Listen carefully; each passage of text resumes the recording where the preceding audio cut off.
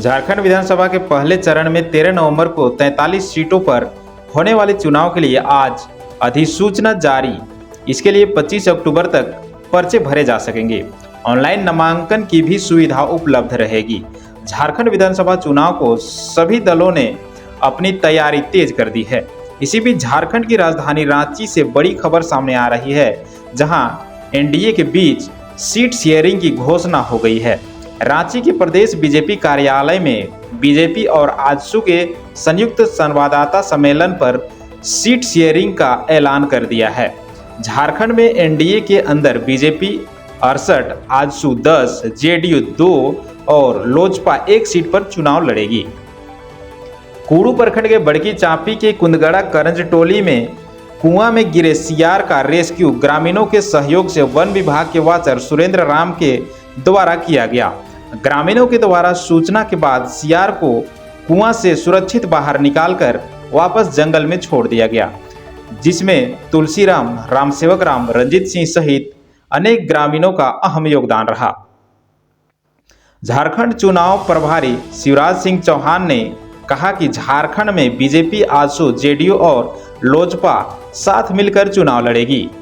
वहीं हम लोग साथ में चुनाव प्रचार करेंगे। इस दौरान असम के सीएम हिमंत बिस्व शर्मा, झारखंड बीजेपी अध्यक्ष बाबूलाल मरांडी, आजसू प्रमुख सुदेश महतो भी मौजूद रहे। विधानसभा चुनाव की घोषणा के बाद आदर्श आचार संहिता लागू हो गया है।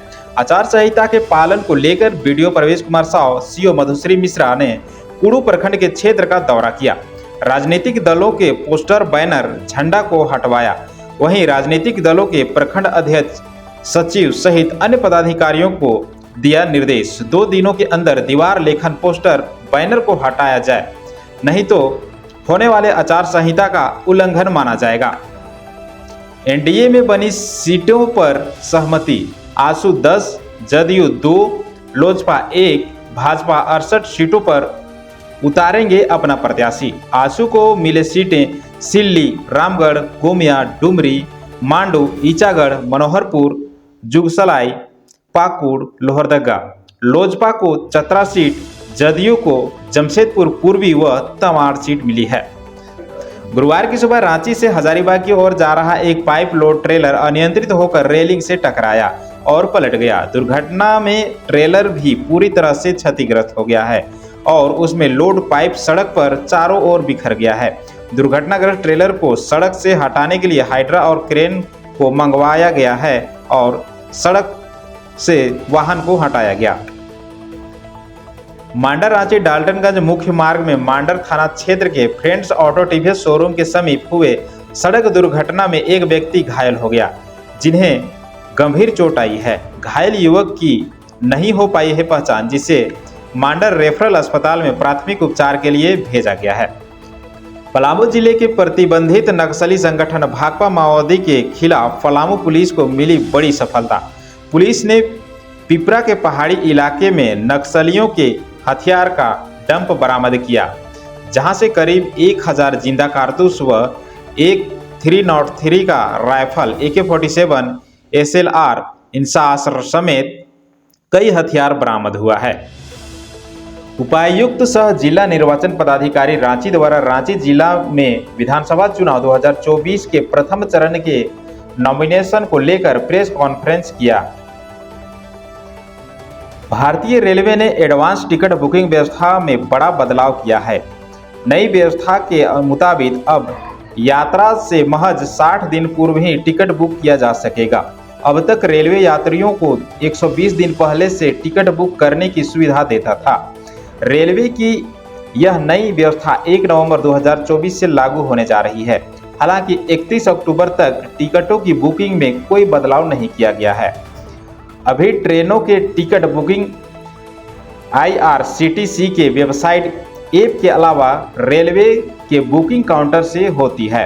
IRCTC के हर दिन 12.38 लाख टिकट बुक होते हैं। भाजपा विधानसभा केदार हाजरा और आजसू के पूर्व विधायक उमाकांत रजक ने झामुमो का दामन थाम लिया है। मुख्यमंत्री हेमंत सोरेन ने उन्हें झामुमो की सदस्यता दिलाई। उन्हें विधानसभा चुनाव का टिकट मिलना तय है। जानकारी के अनुसार केदार हाजरा वर्तमान में जमुआ के भाजपा के विधायक हैं। पिछले दिनों कांग्रेस की प्रत्याशी रही मंजू देवी ने भाजपा का दामन थामा था। उनके भाजपा में शामिल होते ही केदार हाजरा के टिकट कटने की चर्चा चल रही थी।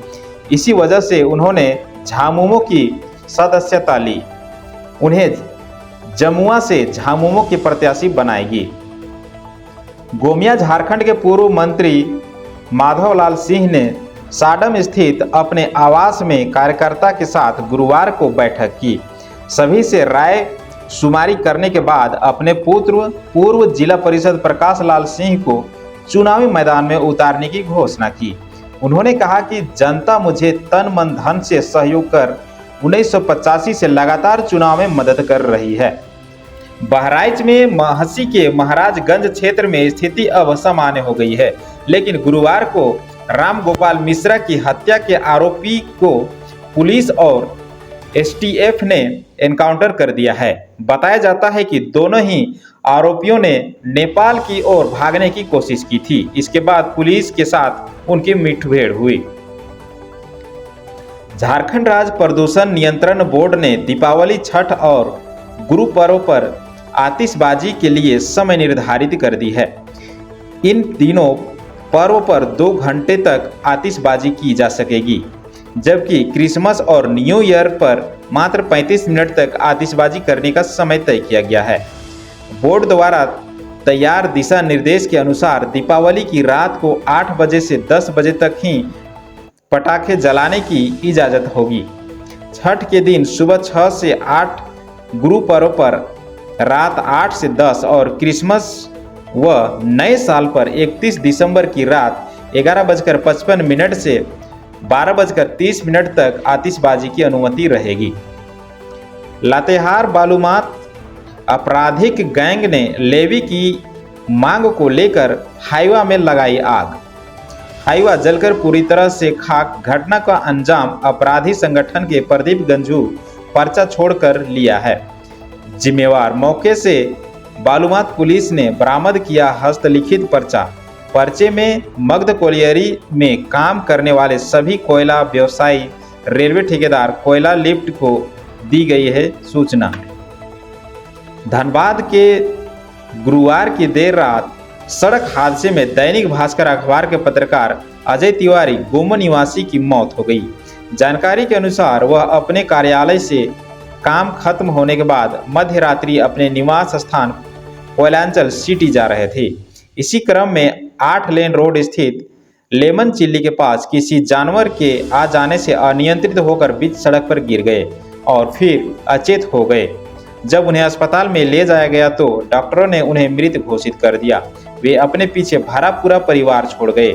उनके निधन से पत्रकार जगत में शोक की लहर है।